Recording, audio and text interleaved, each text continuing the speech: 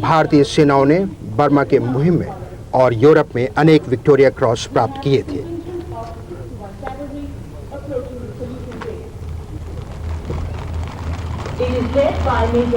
सेना में न केवल जवान बल्कि घोड़े भी कदम से कदम मिलाकर चलते हैं। 61 कैवेलरी का दस्ता, रणबांकुरे घुड़सवार और बहुत ही चुस्त घोड़े। भारतीय सेना का एकमात्र रिसाला कमान कर रहे मेजर आर.एस. कल्हा 1982 में एशियाई खेलों में इन घुड़सवारों ने स्वर्ण पदक भी जीते थे। प्रथम विश्व युद्ध के बाद अब संसार में कहीं भी अश्वारोही सैनिक लाम पर नहीं जाते। राजकीय समारोहों पर इनका बहुत ही महत्वपूर्ण योगदान है, महत्वपूर्ण भूमिका है।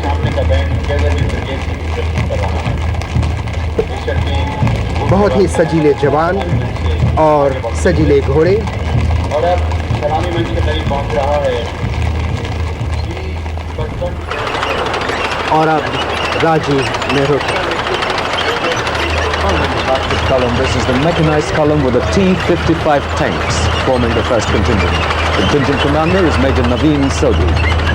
Men in these tanks are the personnel of the cavalry raised in January 1957. They have won 4 battle honors. The tank is of Russian origin, fitted with 105mm guns.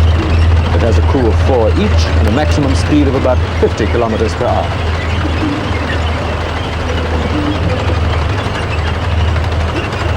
The turrets dip and salute as they pass the saluting base.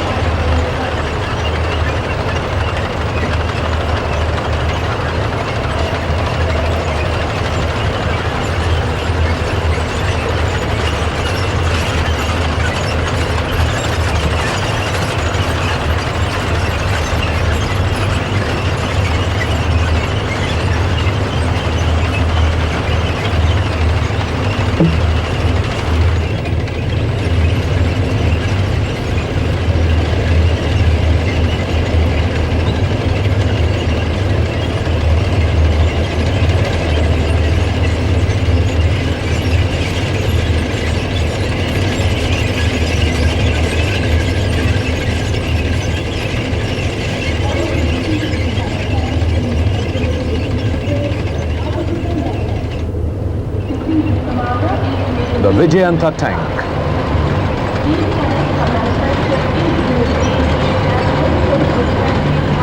The Supreme Commander takes a salute.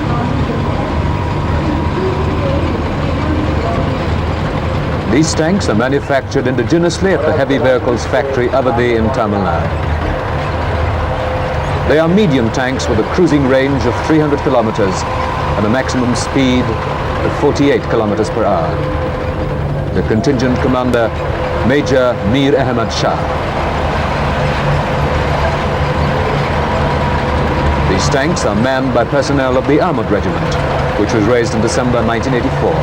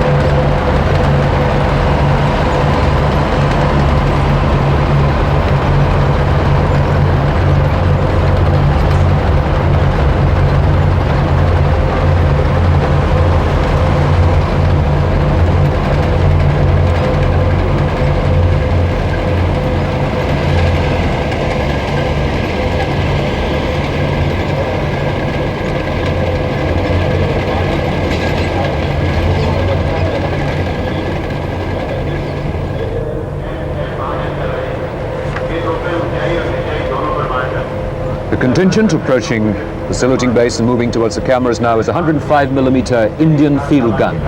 Major M.L. Mahajan leads the contingent. Now in front of the saluting base of 105 mm Indian field gun. Major M.L. Mahajan is leading. The field guns have the capability to fire at both high and low angles. 70 kilometers and are manufactured in the Indian Ordnance Factory. The guns have a range of about 17 kilometers. They are manufactured at the Indian ordnance factories. Manning these guns are the soldiers of a field regiment raised in 1963. A remarkable feature of much of the armament on display this morning is the extent of the indigenization of the Indian defense industry. A key component in India's ability to maintain a policy of genuine non-alignment. 130 mm medium gun. The contingent commander is Major Ram Prasad. These guns have a range of 28 kilometers. 130 millimeter guns, 130 millimeter medium guns. The contingent commander, Major Ram Prasad. 130 millimetre तोपों का दस्ता, इसका नेतृत्व कर रहे हैं major Ram Prasad. ये तोपें 28 kilometre की दूरी तक मारती हैं। ये दुश्मन के टैंकों के जमाव को तोड़ने और उनकी The guns are manned by the personnel of a medium regiment raised in 1984. साल 1984 में एक मध्यम दर्जे की रेजिमेंट बनाई गई थी, जिसके कारण इन तोपों पर तैनात।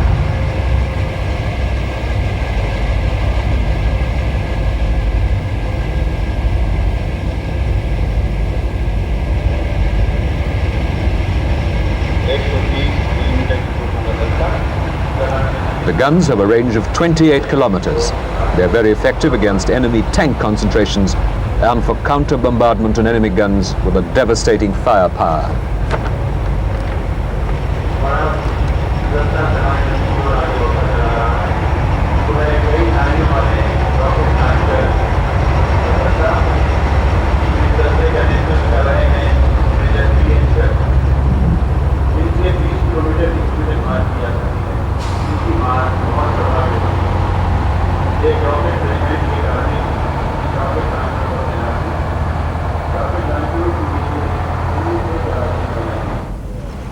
Multi-barrel rocket launcher. The contingent commander, Major B.N. Sharma.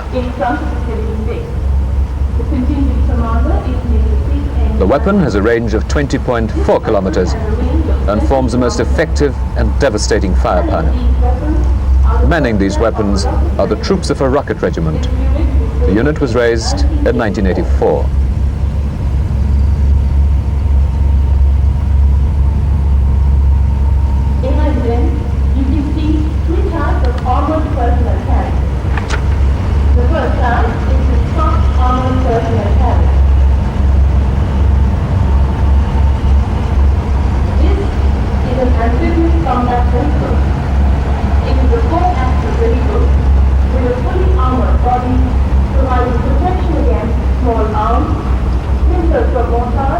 Passing the saluting base now are three types of armoured personnel carrier. The first type is the Scots Armoured Personnel Carrier. This is an amphibious combat vehicle. It has 14.5mm and 7.62mm machine guns in armament infantry. It is a four-axle vehicle with a fully armoured body providing protection against small arms splinters from mortars and artillery cells. Major V.S. Sando is leading the contingent. The BTR Armoured Personnel Carrier, under the command of Captain J.K. Sharma, and manning these carriers are the personnel of a battalion of the Mechanized Infantry raised in 1949.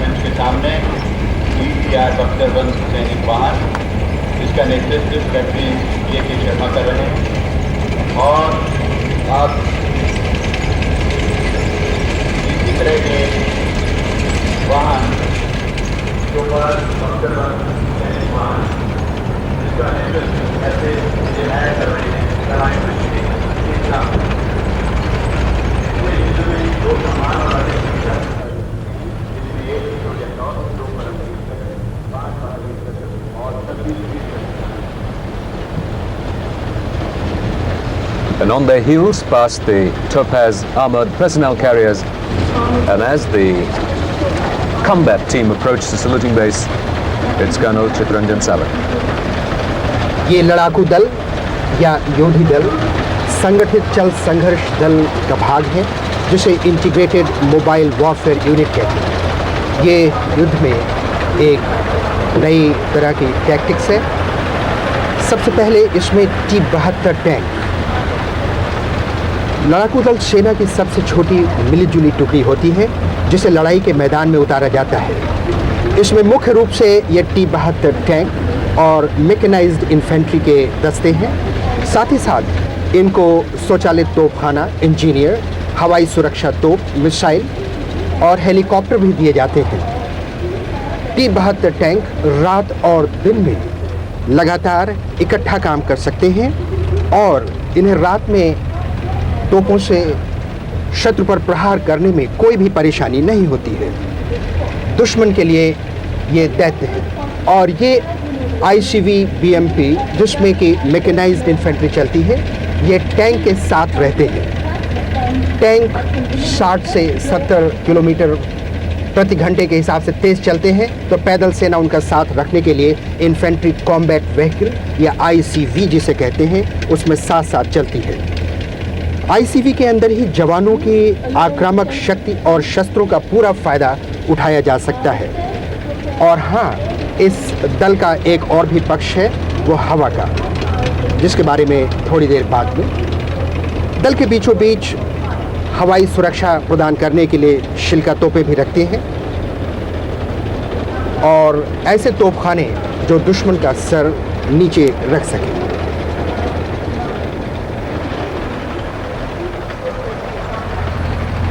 अभी इस लड़ाकू दल या योधी दल का मुख्यालय साथ गया और अब 130 मिलीमीटर की कैपेबल तोपें।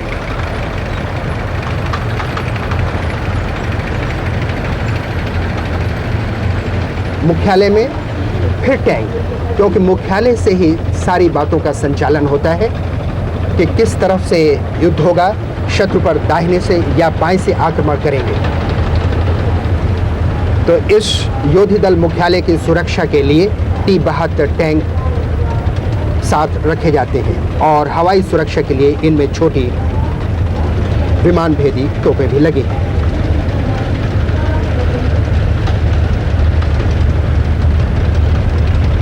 साथ ही साथ अभी टैंक के बाद फिर इन्फेंट्री कॉम्बैट व्हीकल, क्योंकि 14 T-72 टैंकों के साथ, जिसमें एक स्क्वाड्रन आर्मर का है, एक कंपनी मैकेनाइज्ड इन्फेंट्री के साथ होती है और इनके पास भी टैंक भेदी मिसाइल लगी रहती है।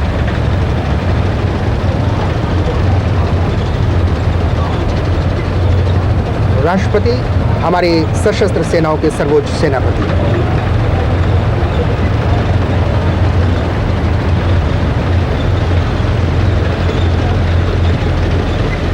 इन्फेंट्री कॉम्बैट व्हीकल का एक और दस्ता,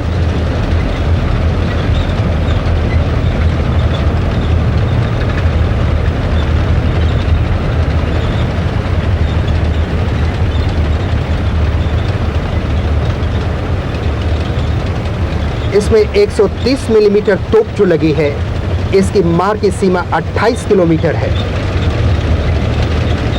शत्रु के टैंक दल और उनके टैंकों के जमाव को तोड़ने में ये बहुत ही महत्वपूर्ण भूमिका निभाती है।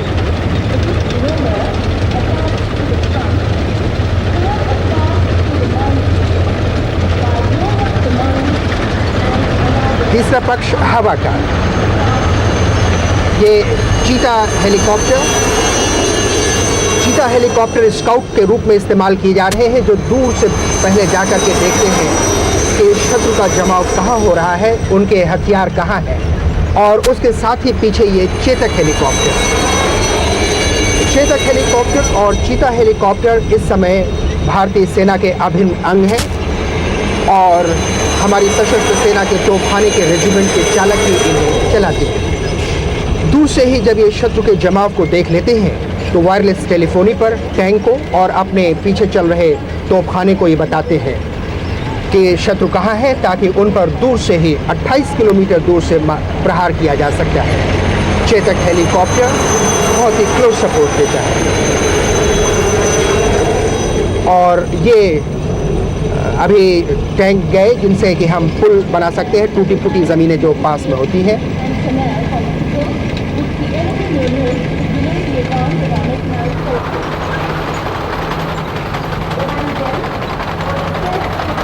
आर्मर और इन्फेंट्री का ये अभूतपूर्व सहयोग है।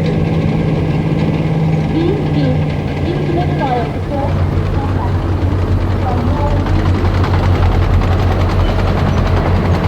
स्वचालित अपने आप चलने वाली तोपें जिन्हें टो करके या खींच के नहीं ले जाते हैं,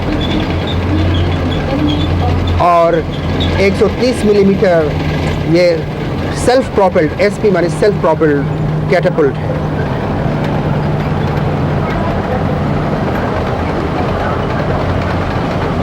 ये तोपें दुश्मन का मनोबल तोड़ती हैं और लड़ाकू दल दुश्मन द्वारा खड़ी की गई रुकावटों को तोड़ता हुआ आगे बढ़ जाता है।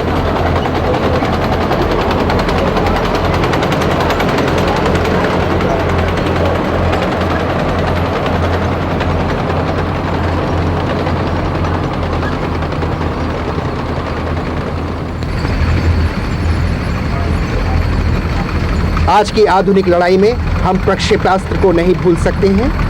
ये मिसाइलें ज़मीन से हवा में मार करने वाली हैं और शत्रु के विमान उनसे अपने इस समन्वित योद्धा दल को बहुत ही व्यापक सुरक्षा प्रदान करती हैं। ये अत्यंत ही समन्वित दल है।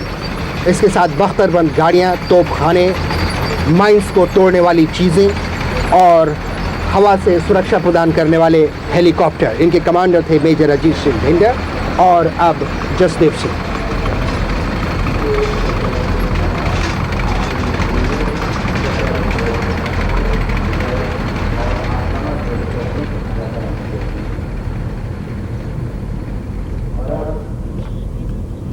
और ये हैं भावी नागरिक हमारे देश के, जिनकी निगाहें इस समय दाईं तरफ हैं, जहां कुछ ही देर में परेड का दूसरा भाग आरंभ होगा।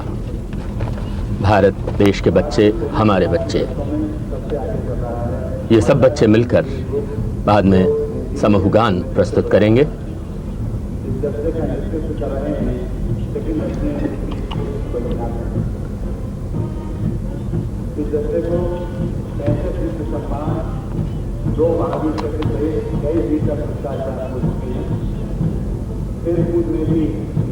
और अब राजपथ पर सलामी मंच की तरफ आ रहे हैं वे जवान जिनके बहादुरी ने हमारी सेना के शानदार इतिहास में वक्त पड़ने पर हर बार अपनी शौर्य गाथाओं से नए नए पन्ने जोड़े हैं। ये हैं मद्रास इंजीनियरिंग ग्रुप का दस्ता। कमान सेकंड लेफ्टिनेंट केसी पंचनाथन के हाथ में है।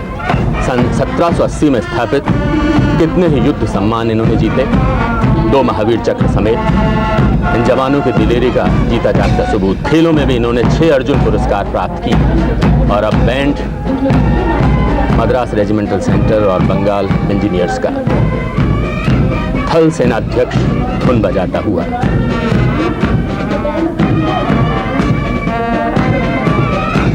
मद्रास रेजिमेंट की टुकड़ी कैप्टन एन के पाराशर के नेतृत्व में 1758 तक इसका इतिहास जाता है।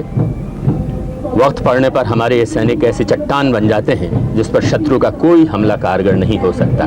देश को इन पर नाज है। मिलते हुए कदम, कंधे तक उठते हुए हाथ, इनके चेहरों पर संकल्प और दृढ़ निश्चय। राजपुताना राइफल्स रेजिमेंट की टुकड़ी, कमान कैप्टन समुद्र सिंह संगवान के हाथ में है। 212 वर्ष पहले इस रेजिमेंट की स्थापना हुई थी। कितने ही युद्धों में इन रणबांकुरों ने जौहर दिखाए। 6 विक्टोरिया क्रॉस, 1 परमवीर चक्र, 6 महावीर चक्र, 33 वीर चक्र और कितने ही शौर्य पुरस्कार जीते हैं राजपुताना राइफल्स के इन जवानों ने।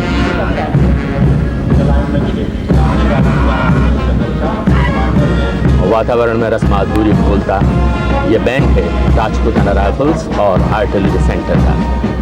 धुन गंगोत्री, रस घोलती सी जैसे प्रेम गदगद गंगा की कलकल करती लहरों से मधुर गान करती। और इस बैंड के ठीक पीछे वीरता की ना जाने कितनी परंपराएं स्थापित करने वाले राजपूत रेजिमेंट के जवान हैं। कमान मेजर एस.एस. यादव के हाथ में है। पहली बटालियन राजपूत रेजिमेंट की 1778 में गठित हुई थी। और तब से भारतीय सेना द्वारा लड़ी गई सभी लड़ाइयों में इन्होंने भाग लिया है। एक विक्टोरिया क्रॉस, एक परमवीर चक्र और 56 वीर चक्र, कुल मिलाकर 78 युद्ध सम्मान राजपूत रेजिमेंट के जवानों ने प्राप्त किए हैं।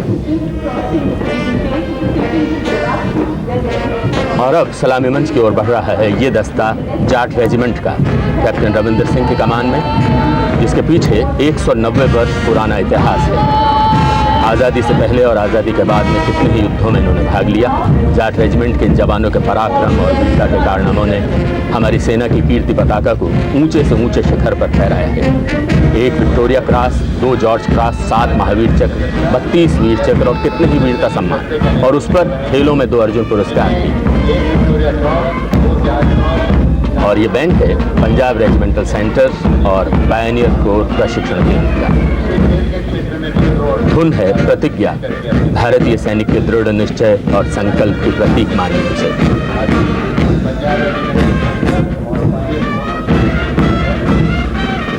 और अब सिख रेजिमेंट, कमान मेजर GS शेरगिल के हाथ में। राष्ट्रपति को उन्होंने निगाहें दाहिनी तरफ करके सलामी दी। 1846 में सिख रेजिमेंट का गठन किया गया। स्वतंत्रता से पहले और उसके बाद कितनी ही लड़ाइयों में इन्होंने हिस्सा लिया। प्राणों की बाजी लगाकर इन बहादुरों ने अपना और वतन का नाम रोशन किया। इन वीरों ने देश के यश को हिमालय से भी ऊंचा उठाया। 2 परमवीर चक्र, 14 महावीर चक्र, 56 वीर चक्र और कितने ही युद्ध सम्मान सिख रेजिमेंट ने जीते। और अब आपके सामने है कुमाऊं रेजिमेंट, बहादुर कुमाऊनी, कैप्टन RS कुशवाहा के नेतृत्व में। ये भी बहुत पुरानी सेना की टुकड़ी है। 200 से भी अधिक वर्ष हुए इस रेजिमेंट की जब स्थापना हुई थी। सबसे पहला परमवीर चक्र इसी सेना के मेजर सोमनाथ को मरणोपरांत प्रदान किया गया। उनके अलावा 2 जॉर्ज क्रॉस, 2 परमवीर चक्र, 9 महावीर चक्र और 67 वीर चक्र। बैंड है कुमाऊं रेजिमेंटल सेंटर और जम्मू कश्मीर राइफल्स का। जीवन की मुस्कानें बिखेरता धुन हंसते लुटाई।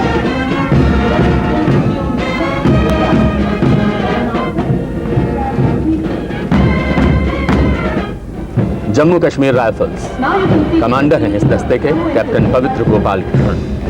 166 पुरानी कहानी जम्मू कश्मीर राइफल्स की अब तक कितनी ही बहादुरी की कथाएं लिखी हैं देश और विदेशों में। इन जवानों ने 6 महावीर चक्र, 32 वीर चक्र और कितने ही सम्मान प्राप्त किए हैं। जम्मू कश्मीर राइफल्स का दस्ता है ये।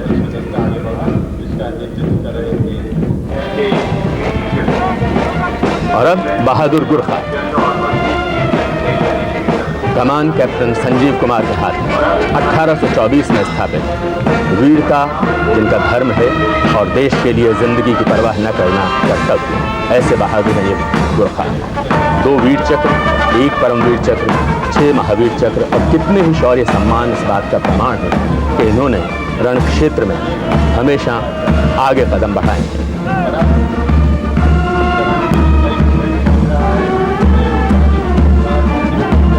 बैंड 39 गोरखा ट्रेनिंग सेंटर और महार रेजिमेंटल सेंटर है। धुन अपनी वीरता के अनुरूप सिंहगढ़।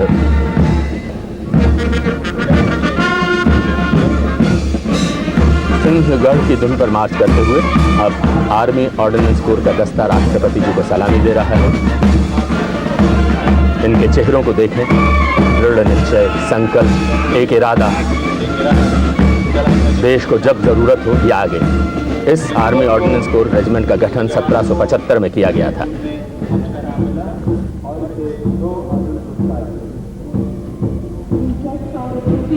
और अब माइक्रोफोन पर कर्नल सामंत। प्रादेशिक सेना या टेरिटोरियल आर्मी के अफसर और जवान सामान्य नागरिक हैं, किसान हैं, मजदूर हैं, दफ्तर के बाबू हैं, रेल विभाग में अधिकारी हैं। टीए यानी टेरिटोरियल आर्मी प्रशिक्षण लेकर सीमा के सजग प्रहरी हैं। 102 इन्फेंट्री बटालियन टीए के इस दस्ते की कमान लेफ्टिनेंट विनोद जोशी।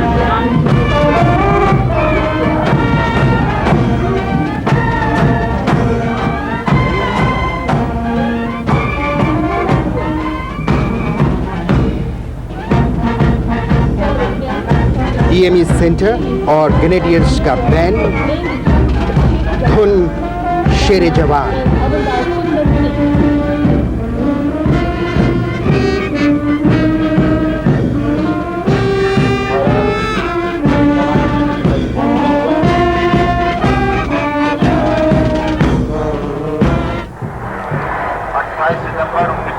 तृष्णा 36 फीट लंबी फाइबर ग्लास की पाल नौका।